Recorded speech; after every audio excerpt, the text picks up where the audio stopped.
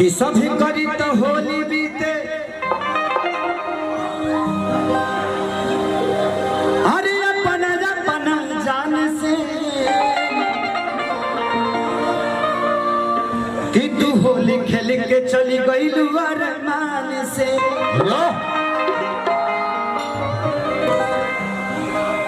कि दिल में जवन ललसा रहे कि कदी हलु माटी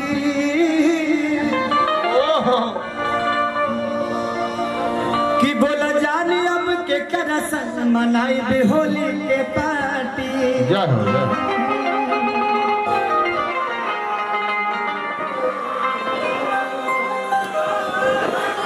कि वो ढाबा से मधु चुए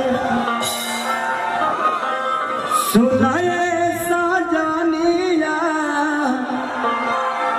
वो ढाबा से मधु लेका गाता कि जान गई ये बाजा जय हो इसमें कितने लोगों का दिल टूटा हुआ है एक बार हाथ उठाइए तो सिर्फ मैं ही एक रोगी नहीं हूँ पूरा जमाना रोगी है हम भी हैं तो भैंस छोड़ के भागल का हमो बने हाँ हमनी के लड़की छोड़ के भाग गई से ओकरा के मर्द छोड़ के भाग गई हम सब जगह बंसी फेंकी लगे कतई मछली ना फंसे ऐसे कि तू बंसी में अटके वाला आदमी हो बंसी तर लगे बाज अटकई को लइका बा कहता कैसे कि जाने गई नहीं ये बाजा हो अरे जाने गई नहीं जाना कि प्यार नहीं के लिखल हो कि प्यार नहीं के लिखल हाथ पे लगी नहीं खुद के दिल